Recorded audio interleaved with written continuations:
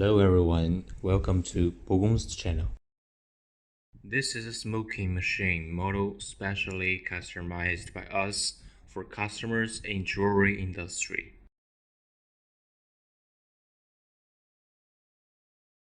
It can be used to collect a large amount of dust generated during metal processing.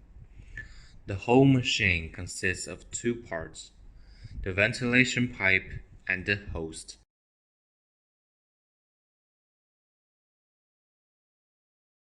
This part is the smoking pipe of the machine.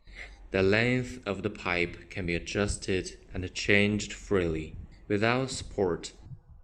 The angle can be adjusted freely. The black part below is the host.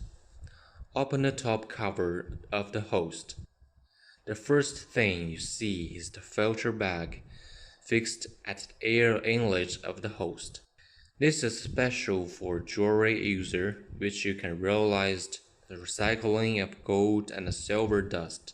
Also, you can find another 3 layers of filter elements, which are arranged from top to bottom according to the size of the filterable particles.